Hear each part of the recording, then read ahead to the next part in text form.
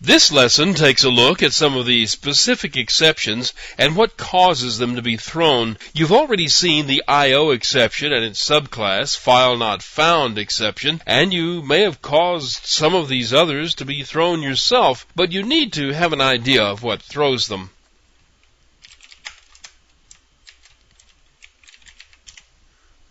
This program creates an array, and as you know, arrays all have a fixed size. An attempt is then made to access a value outside the array, and that throws an exception. This happens whenever the array value is out of the bounds, either positive or negative.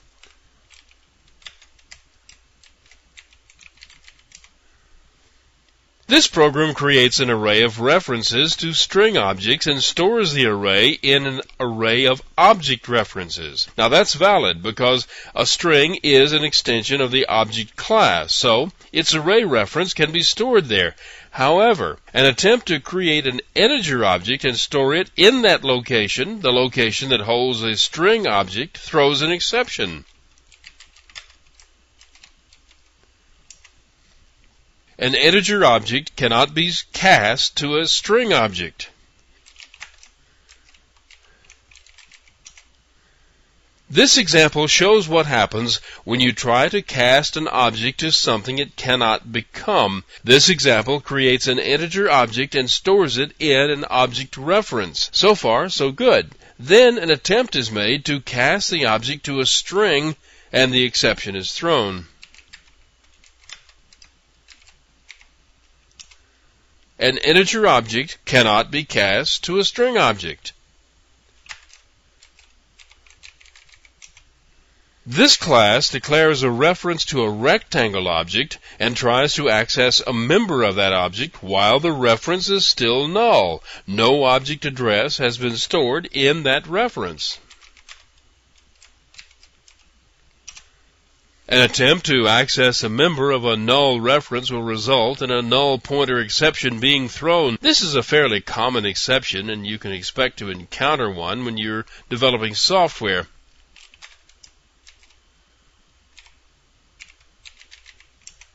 When you create a new integer object, you need to pass it a number for its initial value, but the string or the value, whatever, needs to be in the right format. This is true for any of the numeric wrapper classes.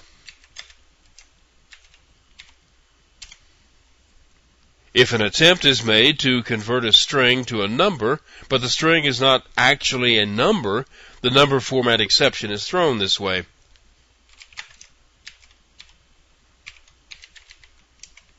This program contains an assertion that's simply not true. This causes the throwing of an assertion error, but only if assertions are enabled when the program is running. You enable assertions with the command line option like this.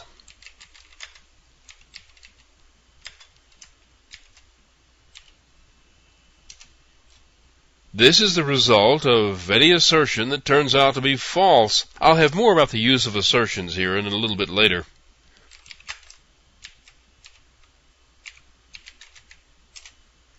Here you see some initializer code that puts some values into integers, but it's done outside of any method. And you can see that there is an error in one of them. The last expression is a divide by 0. Now this code actually executes when the class is being initialized, and the output looks like this.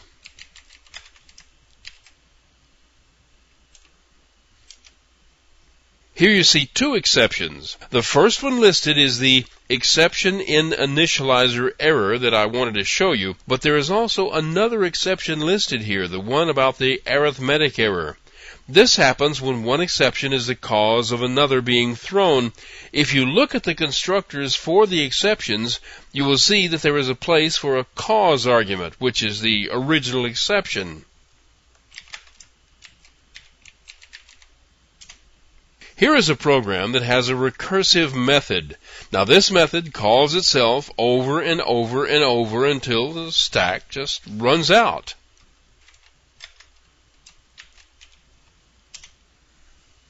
You can't see it. It scrolled off the screen, but at the head of this traceback list is a Stack Overflow error message. A Stack Overflow error is thrown whenever the stack runs out. There are some other exceptions that you need to know about, but it would require an elaborate script to show you how they work, so I'll just tell you about them. If your program is running and this exception is thrown, it means that a class in a library somewhere was available when the program was compiled, but the program can't find it now to run it. This is usually caused by a change in the class path setting or running the program on another machine without the class path being set properly.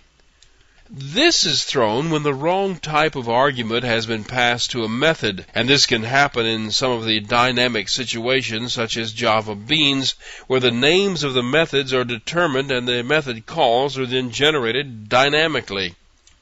This is thrown when a method has been called at a time when the object is not in the appropriate state for that to happen. In other words, the method was called at the wrong time. This exception is thrown when, in a dynamic system, an attempt has been made to load a class, but the method doing the loading does not have the access permissions necessary to do so. This one can also be thrown if an attempt is being made to create an instance of a class, but the current method doesn't have access to the constructor of that class. This exception is thrown if a thread is waiting, sleeping, or has been paused for any reason when an interrupt arrives to halt it. A bad URL has been encountered. It could have the protocol missing, or it could have something else missing, or something is wrong with it that keeps it from being a valid URL.